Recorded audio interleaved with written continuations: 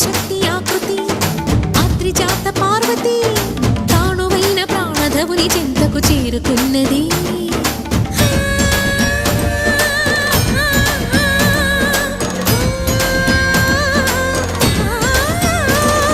భవుని భువికి తరలించేలా ధరణి దివిని తలపించేలా